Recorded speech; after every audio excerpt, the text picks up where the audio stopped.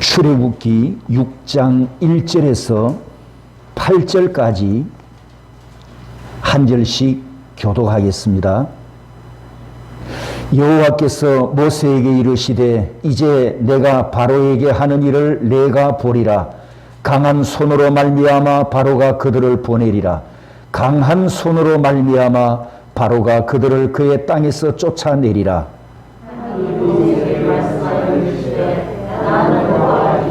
내가 아브라함과 이삭과 야곱에게 전능의 하나님으로 나타났으나 나의 이름을 여호와로는 그들에게 알리지 아니하였고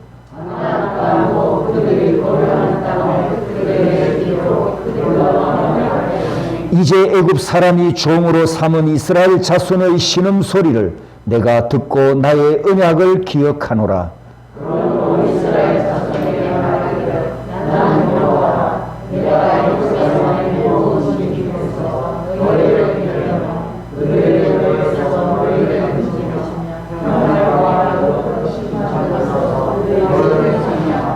너희를 내 백성으로 삼고 나는 너희의 하나님이 되리니 나는 애굽 사람의 무거운 짐 밑에서 너희를 빼낸 너희의 하나님 여호와인 줄 너희가 알지라.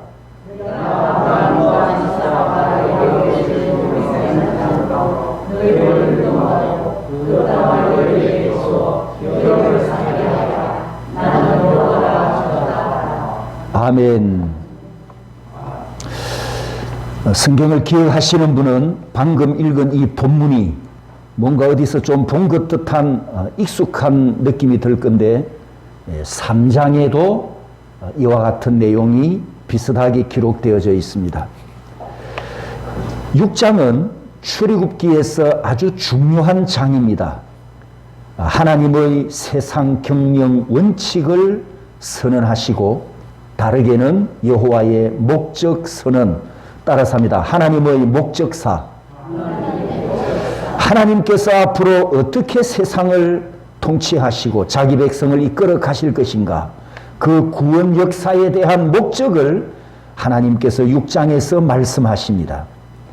우리가 3장에서 보았던 하나님의 인간 구원 대원칙 7가지 기억하시죠?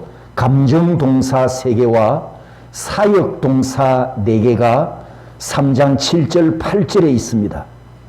하나님께서 세상을 경영해 가시고 자기 백성을 구원 경영하시는 실제적인 동사는 감정동사 3개를 빼고 나면 사역동사 4개입니다.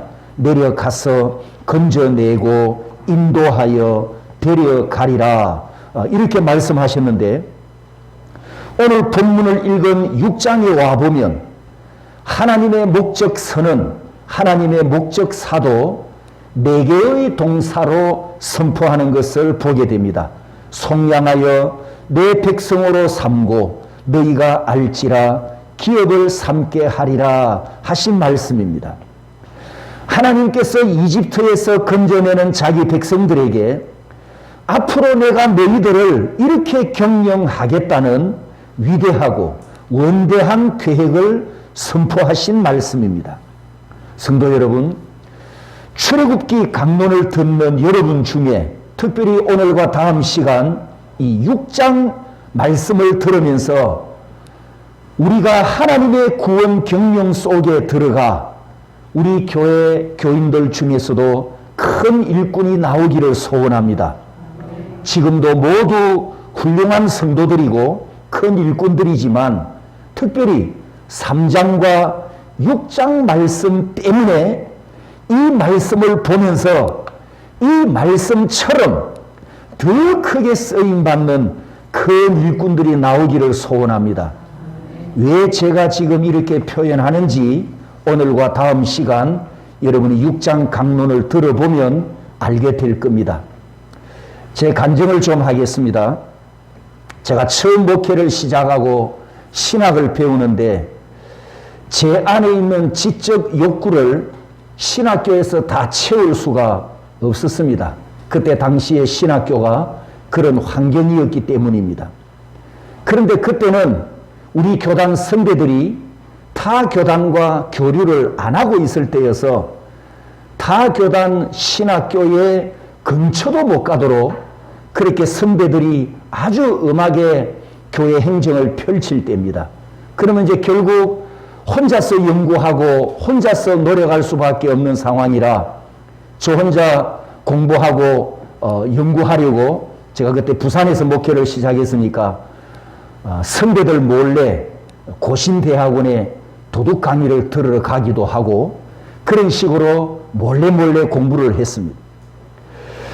책을 사서 이제 열심히 공부를 하는데 그때는 할부 책장사들이 예배당을 찾아다니면서 할부책을 소개하고 다 경제적으로 어려우니까 할부책 구입을 많이 했었죠. 그런 시절에는 이 정집류 책들이 많이 나왔습니다. 그런데 그때 이 정집류 책들이 대부분 삼자가 연구하고 삼자가 설교한 것을 모아놓은 이런 설교집들이 참 많았는데 저는 그런 종류의 책들이 목회 처음 시작할 때부터 별로 마음에 들지 않았습니다. 그래서 저는 어떤 책을 샀느냐 하면 사전류, 사전으로 나온 책들만 골라서 구입을 왜 해드릴까요? 제가 연구해서 제가 설교를 준비하는 게 제 마음에 더 간절한 소원이었기 때문입니다. 책장사들이 저를 찾아와서 열심히 신간을 소개하면 책 구매를 해줘야 되는데 저는 사전 외에는 그들도 보지도 않으니까 책장사가 이렇게 말을 해요. 전도사님은 참 좀 특별한 분이십니다. 전국을 다니면서 수많은 목회자를 만나지만 전도사님 같은 분은 처음입니다. 그렇게 이야기를 해요. 그런 책들을 안 사준다고. 그 무렵에 여러분도 아시겠지만 브리테니크 백과사전이 세계적으로 유명한 사전이지 않습니까? 그 책이 한국어로 처음 출판되었는데 이 책은 대학교 도서관, 큰 교회 목사님들, 대학 교수들, 신학교 교수들이 구입하는 책이거든요. 그런데 그때 전도사 주제에 80년대에 200만 원이었으니까 엄청 큰 돈 아닙니까? 80년대에 200만 원을 주고 그 책을 할부로 샀죠. 그리고 몇 달 안 있어서 또 처음으로 동아출판사에서 동아백과사전이라고 30권짜리가 또 나왔는데 그게 또 그 시대 60만 원이었습니다. 그 책을 또 샀죠. 그렇게 해서 이제 혼자 연구를 하는데 신학교에서 성경 원어를 배우면서 제가 이 성경을 보는 눈이 확 열리는 거예요. 그래서 그 와중에 이제 책장사들이 책을 가지고 오면 이제는 성경 원어와 관련된 사전만 또 제가 사지 다른 책은 아예 그들도 보지도 않습니다. 그렇게 해서 이제 혼자 연구를 하는데 한계가 느껴졌어요. 혼자 연구해도 이게 다 채워지질 않으니까 이 한계를 극복하는 방법은 딱 한 가지뿐입니다. 뭐였을까요? 제가 이스라엘 땅으로 가서 그 사람들 속으로 들어가 섞여 살면서 문화를 배우고 언어를 배우고 역사를 배우고 그 땅에 성경의 땅에 대해서 연구도 하고 그렇게 하는 방법 외에는 할 방법이 없었어요.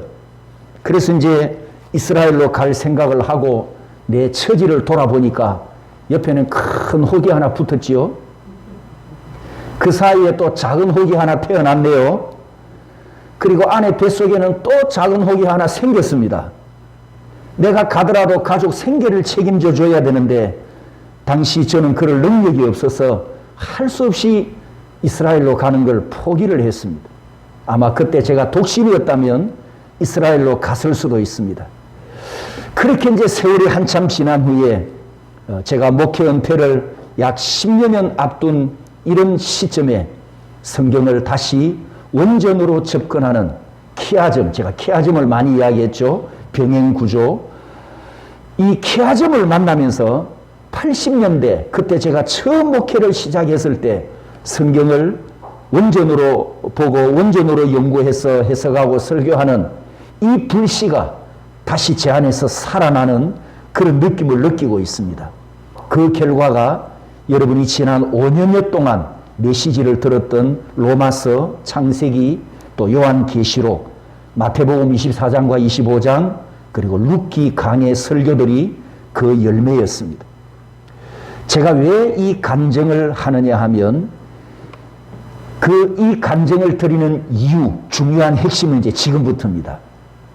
화란, 네덜란드 신학의 영향을 받은 구속사 신학은 출애굽기 3장과 6장에서 한 가지만 강조를 합니다. 한 가지. 그게 뭐냐 하면 구원과 관련된, 구속과 관련된 3장에 보면 속량하여라는 단어가 있습니다. 속량이 히브리어로 무슨 단어입니까? 루키스에서 공부했었죠. 속량하여, 구속의 의미가 담긴 단어, 피가 흐르는 구약 동사, 뭐죠? 예, 고엘. 속량하여, 이 고엘 한 가지만 관심을 가지고 있습니다. 이 고엘, 속량하여 이 단어가 바로 예수 그리스도의 성육신의 의미가 담긴 구약 복음이라고 말씀드렸습니다. 그러면 구속사 신학에서는 왜 이 단어 한 가지만 강조하는가? 구속사 신학에서는 구속이 최우선이기 때문입니다. 왜냐하면 우리 모두는 이방인으로 살다가 구원받았지 않습니까? 이방인으로 살다가 개종을 해서 예수 믿고 구원받았기 때문에 최고의 관심사가 구원입니다. 구속입니다. 우상숭배하다가 하나님을 몰랐는데 마땅히 심판받아야 하는데 용서받고 구원받았으니 구원받은 이 은혜가 얼마나 큽니까? 그래서 예수 믿고 난 후에도 최고의 관심사는 오직 구원입니다. 구원보다 더 중요한 것이 없습니다. 자나 깨나 구원입니다. 지금 현재 구원받았습니까? 구원 확신이 있습니까? 오늘 밤에 죽으면 내일 아침에 천국에서 눈을 뜬다는 확신이 있습니까? 이 질문을 계속해서 반복해서 듣는 이유도 구원이 중요하기 때문입니다. 아마 지금 이 자리에도 천국에 간다는 확신이 있는 분은 두 눈을 뜬 채로 손을 들어 보십시오라고 하면 전부 다 손을 들겠지만 두 눈을 다 감으시고 그래도 천국 확신이 있는 분 손 들어 보십시오 그러면 아마 주저할 분이 몇 분 있으리라 짐작이 됩니다. 여러분이 과거에 불신자로 살면서 전도 당할 때에도 이 질문을 가장 먼저 많이 들었습니다. 당신이 오늘 밤에 죽으면 내일 어디에서 눈을 뜨겠습니까? 전도할 때 많이 하는 질문이지 않습니까? 우리가 주일 예배 때 받은 은혜로 쌩쌩하게 귀가했다가 여세 동안 열심히 일하면서 받은 은혜 다 날려버리면 주말에 가서 내가 구원 받았을까 못 받았을까 이렇게 헷갈리며 힘들어합니다. 거룩한 주일은 거룩하게 보내는데 6일 동안 내 마음대로 내가 복음대로 엉망진창으로 살면서 구원 확신 다 날려버리고 다시 무거운 발걸음으로 주일 예배당에 오는 경우도 있습니다. 그런데 구약 시대 성도들은 우리처럼 이런 고민 안 한단 말이죠. 왜죠? 태어날 때부터 누구 후손? 아브라함의 후손이기 때문에. 구약 시대 성도들은 개종한 성도가 아니고 태어날 때부터 이미 구원 안에 있는 하나님의 자녀로 세상에 나옵니다. 야곱의 12아들 혈통만 갖고 있으면 그들은 하나님의 언약 안에 있는 하나님의 자녀이기 때문에 내가 구원 받을까 못 받을까 이 근심 걱정 안 한단 말이죠. 그런데 우리는 처음부터 이방인으로 살다가 개종을 했고 예수 그리스도를 믿으려고 돌아왔거나 아니면 하나님께서 나를 불러내셨거나 우리가 하나님의 구원을 받으러 왔기 때문에 구원이 최고의 관심사고 구원이 최고의 목적입니다. 그래서 예수 믿고 난 후에도 구원받았으면 다 끝났어요. 구원받았으면 인생 문제 다 해결되었고 구원 외에는 다른 관심이 없습니다. 구원 외에는 다른 관심이 없습니다. 그래서 부자 성도가 없는가 봅니다. 힘 있는 성도가 없습니다. 구원 외에는 아무 관심이 없으니까 구원 외에는 부르짖지도 않았고 구원 외에는 다른 목적이 없었기 때문에 제가 지금까지 말씀드린 것이 잘못됐고 틀렸다는 뜻이 아니고요. 당연히 맞습니다. 구원받는 것이 목적이고 최고의 관심사여야 하고 천국에 꼭 가야 합니다. 옳습니다. 그런데 제가 지금 말하고자 하는 것은 오늘 본문에서 하나님께서 우리에게 한 가지만 말씀하시지 않았다는 사실이에요. 성경을 원전으로 봤을 때 하나님의 메시지가 세 가지가 더 있고, 하나님의 구원 경영에는 나 혼자 예수 잘 믿다가 요단강 건너서 천국 가면 끝, 그것이 아니고, 하나님의 구원 경영에는 하나님의 백성들을 이 세상에서 전인적으로 사용하시는 큰 계획이 더 있다는 진리입니다. 그래서 구속사 신학에서는 구원, 구속 한 가지에만 초점을 맞췄지만 성경 신학에서는 나머지 세 개, 네 개를 봐야 되는데 이 세 개를 보지 못한 한계가 있었다. 저도 역시 이런 한계를 가졌다. 이걸 이제서 깨닫게 되었다는 것을 여러분에게 간증으로 말씀드린 겁니다. 한번 따라서 봅니다. 내려가서 건져내고 인도하여 데려가리라. 하나님께서 이 말씀대로 이루어 가실 것을 약속하셨고, 하나님께서 이 말씀을 이루어 가실 때 하나님이 쓰시는 민족, 하나님이 쓰시는 교회, 하나님이 쓰시는 성도가 있는데 우리 교회가 되고 우리 성도들이 되기를 소원합니다. 그래서 출애굽기 6장을 하나님의 세상 경영 원칙 선언장이라고 하고, 다른 말로는 여호와의 목적 선언 혹은 하나님의 목적사라고 하는데, 이 구조로 하나님의 목적이라고 하는, 하나님의 세상 경영 원칙이라고 하는 이 구조로 우리가 출애굽기 6장을 보면서 하나님의 목계 뜻을 찾을 때 이 말씀이 여러분에게 큰 복음이 되고 큰 일꾼이 되기를 소원합니다. 지난 시간에 5장 22절이 6장을 시작하는 1절이 되어야 한다고 말씀드렸습니다. 따라서 합니다. 어찌하여 패턴으로 계속되는 모세의 탄식과 질문을 하나님께서 대답하는 형식으로 6장을 말씀하셨어요. 어찌하여 이 패턴 기도가 모세부터 시작했는데 이후로 구약 성도들의 탄식 기도가 되고, 나라가 멸망당하고 예루살렘 성전이 무너진 예레미야 선지자 시대에 이 탄식 기도가 절정을 이루면서 그 시대의 구약 성도들이 그 예루살렘을 바라보고 하루에 3번 성전을 향해서 기도하기 시작했더라. 그것을 우리가 다니엘을 통해서 보았습니다. 출애굽기 5장 22절에 보면 모세가 질문하는 형식으로 탄식 기도를 부르짖습니다. 두 가지였죠. 주여, 어찌하여 이 백성이 학대를 더 당하게 하셨나이까? 주여, 어찌하여 나를 보내셨나이까? 이 어찌하여 탄식 기도에 이제 6장에 와서 하나님이 답을 하시는데, 첫 번째 하나님의 답변은 1절입니다. 1절. 모세야, 잘 봐라. 이제 내가 일할 것인데 내가 하는 일을 잘 봐라. 내가 강한 손을 펼칠 때 파라오가 너희들을 쫓아내듯 내보내줄 것이다. 첫 번째 답입니다. 두 번째 하나님의 답변은 2절에서 8절까지 좀 긴데, 이 2절에서 8절까지 나오는 내용이 이 6장에서 우리가 생각할 하나님의 핵심 메시지입니다.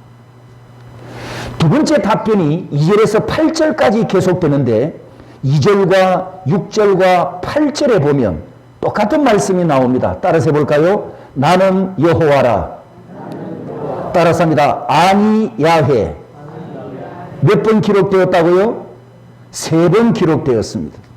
성경을 읽다가 나는 여호와라, 아니 야훼 이 말씀을 만나면 절대 그냥 넘어가면 안 된다는 것을 여러 번 강조했습니다. 이유가 무엇일까요?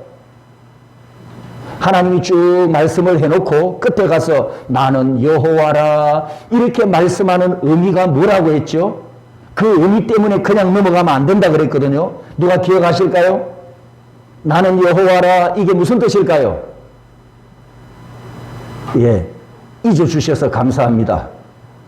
따라서 합니다. 하나님의 사인, 하나님의 서명, 자기 이름을 말씀하지 않습니까? 지금 나는 여호와라. 앞에 내용을 다 말씀해놓고 끝에, 문서 끝에 자기 이름을 사인하는 거예요. 나는 여호와라. 아니야외. 가장 중요한 문서, 가장 중요한 내용에 자기 이름을 사인하지 않습니까? 자기 이름을 사인했다는 것은 그 문서, 그 내용이 그만큼 중요하고, 자기 이름을 사인했다는 것은 자기 이름을 건다는 그런 의미가 있지 않아요. 그러면 만군의 여호와께서 자기 이름을 사인한 문서라면 그 내용이 얼마나 중요할까요? 여러분, 만군의 여호와께서 무엇이 부족하고 무엇이 아쉬워서 우리에게 말씀을 주시면서 자기 이름을 걸고 자기 이름을 사인하면서 이 문서를 남겨주셨을까요? 하나님이 뭐가 아쉬워서? 그렇기 때문에 나는 여호와라 이 글자를 만나면 그냥 휙 지나가 버리면 안 되고 반드시 정독하고 정독하면서 레마의 음성을 들어야 합니다. 이전에도 두세 번 말씀드린 내용이지만 지금 출애굽기 강론 중에 이 말씀이 나왔기 때문에 다시 한 번 더 반복할 것인데, 우리가 하나님의 이름에 집중해야 될 중요한 이유는 여러분이 다음 시간에 만나게 될 2절에서 8절까지 나오는 아까 하나님의 목적사 4가지 따라서 합니다. 속량하여 내 백성으로 삼고 너희가 알지라 기업을 삼게 하리라. 하나님의 목적사 이 4가지 때문에 이 말씀을 하신 하나님의 이름, 그분이 도대체 누구신가, 그 이름에 우리가 집중해야 된다는 뜻입니다. 왜냐하면 이 4가지 말씀 속에 하나님의 구원 경영이 선포되어 있고, 이 4가지 말씀 속에 여러분 인생이 들어있고, 이 4가지 말씀 속에 내 과거와 현재와 미래가 다 들어있습니다. 내 인생을 경영하신다는 그분이 도대체 어떤 분이냐 알아야 내 인생을 맡길 거 아닙니까? 나를 이렇게 경영한다는데 너희들을 기업으로 삼으리라 이렇게 하나님이 말씀하셨는데 그분이 누구신데 내 인생과 내 미래를 다 맡길 수 있느냐는 거죠. 허경영 씨 알죠, 여러분? 허경영이가 대통령 후보로 나와가지고 저를 대통령으로 뽑아주시면 모든 국민들에게 1억씩 나눠드리겠습니다. 여러분 그 말 믿습니까? 안 믿습니까? 안 믿어요? 왜 안 믿습니까? 쥐가 뭔데? 그러면 빌 게이츠 같은 세계 갑부가 미국에 있는 자기 전 재산을 다 정리를 해가지고 현금을 컨테이너에 수십 개 싣고 대한민국에 와가지고 대한민국 국민 여러분 저를 이 나라 대통령으로 뽑아주신다면 제가 지금 이렇게 돈을 가져왔는데 모든 국민에게 1인당 10억씩 나눠드리겠습니다. 그러면 여러분 마음이 좀 열리겠습니까? 안 열리겠습니까? 열리죠. 왜죠? 예, 그는 그거든요. 그 인간은 그 인간이니까. 어떤 인간이죠? 갑부니까. 돈이 어마어마하게 많으니까 빈말이 아니라는 거죠. 그러면 그 사람을 봤을 때는 아, 우리 대한민국의 미래를 맡길 수도 있겠다 이런 생각을 해볼 수 있단 말이죠. 허경영이는 쥐가 뭔데? 믿을 근거가 없잖아요. 출애굽기 6장 6절에서 8절까지 나를 속량해 주시고 나를 자기 백성으로 삼아 주시고 내가 알게 될 것이고 나를 하나님의 기업으로 삼게 해주신다고 했는데 그분이 누구시냐? 그분이 누구시냐? 누군데 나를 이렇게 경영해 주신다는 것입니까? 그분이 누구시라고요? 따라서 합니다. 아니야외 나는 여호와라. 나는 여호와라. 그러면 그분을 우리가 알아봐야 될 거 아닙니까? 그래야 내 인생을 맡기고 미래까지 맡기고 영원한 미래까지 다 맡길 수 있지 않겠습니까? 그래서 여호와의 이름을 몇 번 반복했다고요? 3번. 성경에 여러분 책에 기록해 놓으십시오. 성경에서 하나님의 이름 아니야훼를 세 번이나 한 본문 안에서 세 번이나 사인한 것은 이 본문이 유일한 본문입니다. 유일한 하나밖에 없는. 그만큼 중요하다는 거예요. 이 이름이 기록된 내용이 그만큼 중요하다는 것을 제가 지금 계속 강조하고 있습니다. 하나님의 이름이 세 번 사인됐다는 것은 따라서 확정된 문서, 하나님의 확정된 문서라는 뜻입니다. 사람들도 계약 문서를 남길 때 쌍방이 이름을 쓰고 도장을 찍거나 지장을 찍는 의미는 그 내용에 내가 책임을 진다는 의미를 가지듯이 하나님께서 자신의 문서에 자신의 이름을 사인하셨으니 내가 이 내용을 책임진다. 내가 이 내용대로 실행하고 이룰 것이고 내 이름을 걸고 반드시 실행한다. 하나님의 강한 의지가 이 사인에 담겨 있습니다. 3절 말씀에 이렇게 말씀하시죠. 내가 아브라함과 이삭과 야곱에게 전능하신 하나님으로 나타났으나 나의 이름을 여호와로는 그들에게 알리지 아니하였고. 모세야, 너 조상들에게는 내가 전능한 하나님으로 나타났으나 이 순간부터 너와 내 자녀와 내 백성들에게는 어떤 분으로 나타나신다고요? 여호와. 이제는 여호와로 내가 나타나겠다. 아까 1절 첫 번째 하나님의 답변, 내가 강한 손을 펼쳤어. 여호와의 강한 손을 펼쳤어. 이 강팍한 파라오를 꺾을 때 그 파라오가 너희들을 쫓아내듯이 애굽에서 떠나 보내리라. 그때 내 이름은 여호와인 줄 알리라. 이렇게 자기를 여호와로 증거하시고 여호와로 나타나시고 여호와로 알리시겠답니다. 나의 이름은 여호와로라 아니하예. 이렇게 하늘에서 선포가 들리면 땅에 있는 모든 인간들은 예의 수구리해야 됩니다. 왜냐하면 아니하예를 더 풍성하게 해석하면 예훼예 아세르 예훼예가 되기 때문입니다. 나의 이름은 여호와로라. 이 말씀을 다르게 표현하면 나는 스스로 있는 자니라. 예훼예 아세르 예훼예가 됩니다. 여러분, 이 이름이 선포되면요, 나는 스스로 있는 자니라. 이 이름이 선포되면 모든 인간들과 호흡하는 모든 생물들과 피조물들과 하늘의 천군 천사들도 이 여호와 앞에 납작하게 엎드려야 됩니다. 그만큼 위대한 이름이라는 뜻입니다. 그 이유는 하나님이 하시는 말씀이, 여호와께서 하시는 말씀이 내가 창조자이고 내가 우주에 운행하는 주권자이고 내가 우주를 통치하는 운전자이고 내가 모든 존재의 근원이고 내가 시작과 끝이고 내가 알파와 오메가이며 내가 모든 존재의 목적이고 내가 파라오를 세우기도 하고 내가 파라오를 끌어내리기도 하는 만군의 여호와라. 모세야, 내가 너를 살리기도 하고 죽이기도 하는 생명의 주인이니라. 이 뜻이 여호와 이름 안에 다 담겨 있습니다. 우주 만물에서 가장 지고하신 그 이름, 우주 만물에서 존귀와 영광을 받으시기에 합당하신 그 이름, 그 이름이 나는 여호와로라. 이렇게 하나님께서 선언하십니다. 구약시대에 성경을 복사하지 않습니까? 양피지나 그 다음에 갈대로 만든 파피루스 종이에다가 이 성경을 복사하는 서기관들이 성경을 써내려가다가 여호와 글자를 만납니다. 여호와 글자를 만나면 그 시대는 여호와라는 글자를 쓰면 안 됩니다. 입으로도 여호와 이렇게 뱉으면 안 돼요. 입으로도 말로도 여호와 단어를 뱉을 수가 없고 여호와 단어도 쓰면 안 됩니다.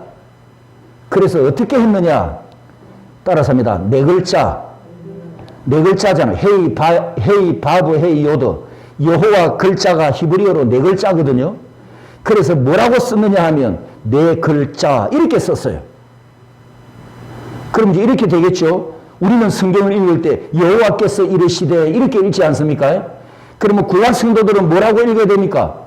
내 글자께서 이르시되 이렇게 이제 읽을 수밖에 없는 거죠. 내 글자로 썼으니까. 이해되셨나요? 왜 그렇게 했을까? 그 여호와라는 이름이 너무너무 지고한 이름이기 때문에 우리 인간이 표현하면 안 된다는 거예요.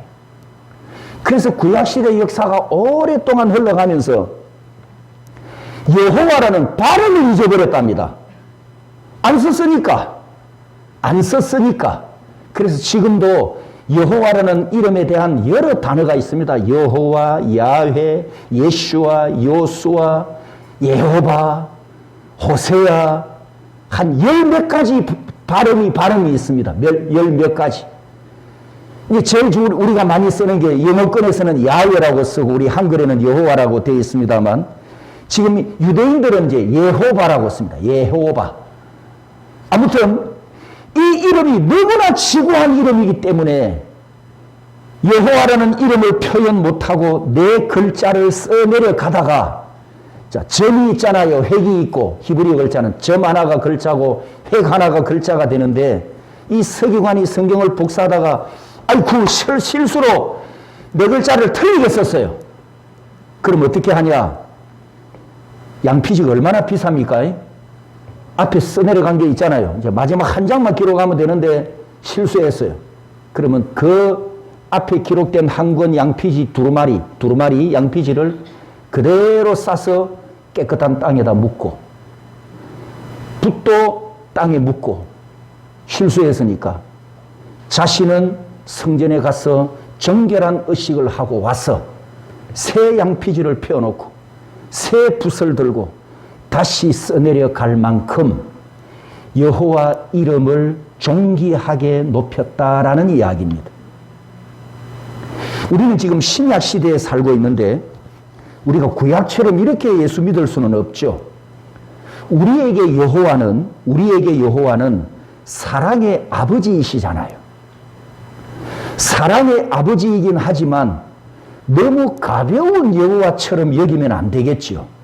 그렇다고 우리가 율법적인 두려움과 노예 근성의 무서움으로 여호와를 경외하는 것은 안 되지만 사랑의 아버지, 친밀하신 하나님 아버지와 친밀한 관계로 사랑하면서도 우리의 신앙 고백은, 우리의 자세는, 우리의 태도는 만군의 여호와를 경외하고 그 여호와를 높여드리고 절대 지존자로 섬겨야 하지 않습니까? 아멘입니까? 결론을 내리겠습니다. 나의 이름은 여호와로라 아니야훼. 나는 스스로 있는 자니라 예허예 아세르 예허예. 결론에서 다시 반복드립니다. 하나님께서 나는 여호와다 이렇게 선포하신 뜻이 뭐냐? 내가 모든 존재의 근원이고 내가 너의 근원이고 내가 정성원의 근원이다. 내가 모든 존재의 목적이고 정성원이 살아있는 목적이 아니야훼에 있고 내가 파라오를 세우기도 하고 끌어내리기도 하는 만군의 여호와라. 내가 너를 살리기도 하고 내가 너를 죽이기도 하는 생명의 주인 여호와이니라. 그러니 모세야 두려워하지 말아라. 무서워하지 말아라. 사람도 세상도 세상의 어떤 것도 두려워하지 말아라. 내가 존재의 근원이고 내가 존재의 목적이란다. 내가 너의 근원이고 내가 너의 목적이란다. 내가 너의 하나님이고 오늘부터는 내가 너의 여호와란다. 이렇게 하나님께서 자기 이름을 우리에게 알려주셨습니다. 할렐루야. 성도 여러분, 이분이 내 존재의 근원이 되신다면 내 존재를 맡겨도 되겠죠? 이분이 나를 만드신 분이라면 내 인생을 맡겨도 안심이 되겠죠? 이분이 나를 사랑하시고 나를 구원하신 영원한 아버지시라면 내 인생의 영원한 미래를 맡겨도 안심이 되잖아요. 구약 성경에 예예 아세르 예예로 자기 이름을 알려주신 여호와께서 신약 성경에서는 이렇게 찾아오셨습니다. 따라서 합니다. 에고 에이미 에고 에이미. 따라서 합니다. 나는 길이요, 나는 진리요, 나는 생명이니라. 요한복음에 7번, 구약으로는 여호의 아세르 여호의, 신약에서는 에고 에이미, 예수님께서 자기 존재를 구약의 여호와처럼 선언하셨는데 그 7번 선언하신 말씀 중에 나는 생명이다 3번이나 말씀하셨어요. 아까 모세에게 하나님께서 여호와의 이름을 몇 번 말씀했다고요? 3번. 예수님께서 생명이 되신다고 몇 번 말씀하셨다고요? 7번 중에서 3번. 예수님이 오셔서 자신의 생명을 우리에게 알려주셨습니다. 그러면 우리가 예수 믿는 사람들인데 그 예수님이 자기 생명을 우리에게 3번이나 반복해서 알려주셨는데 생명이 자기 이름이라고 우리에게 선포해 주셨는데 예수 믿고 구원받은 나는 그렇다면 생명에 대한 걱정은 붙들어내야 되지 않습니까, 여러분? 예수님이 내 생명이라고 하셨는데 나는 부활이요 생명이다 이렇게 말씀하셨잖아요. 그럼 우리는 생명에 대한 걱정은 끝이잖아요, 끝. 그런데 우리는 예수 생명보다도 보험 생명이 더 좋죠. 보약 생명을 더 찾는다든지 병원 생명을 더 열심히 찾으면 진짜 생명 되시는 예수님 섭섭하시잖아요. 오해하지 마십시오. 생명보험에 가입하지 말라는 소리가 아니고 아프면 병원도 찾아가십시오. 의사도 만나서 치료를 받고 몸이 허약하면 보약도 드시고 치료약도 먹고 원기 회복을 하십시오. 그러나 제가 말씀드리는 것은 예수 생명보다는 더 의지하지 말자는 겁니다. 예수 생명보다는 더 믿지 말라는 뜻입니다. 예수님은 십자가 위에서 자기 생명을 희생해 주셨고 자기 몸을 찢어 주셨고 자신의 피를 흘려 주셨습니다. 우리가 성찬 식사를 하면서 거룩한 떡을 먹을 때마다 이 생명을 확인하고 거룩한 잔을 마실 때마다 이 생명을 영적으로 먹고 마십니다. 생명의 근원이 나는 생명의 떡이다, 나는 생명이다, 나는 부활이요 생명이다 여기에 있는데 다른 것을 생명의 원천으로 생각한다든지 다른 것을 생명의 근원으로 의지하면 그것은 안믿음이 되겠지요. 내 인생의 근원이 되시고 내 존재의 근원이 되시고 내 존재의 목적이 되시는 예수 그리스도께서 내 안에 계시고 여러분 안에 계시고 우리는 그분 안에 있습니다. 내 안에 계시는 그분이 알파와 오메가로 역사하실 때 다 맡겨드리고 남은 생명도 맡겨드리시고 남은 인생도 그분의 강한 손에 붙들리는 저와 여러분이 되시기를 주님의 이름으로 축복합니다.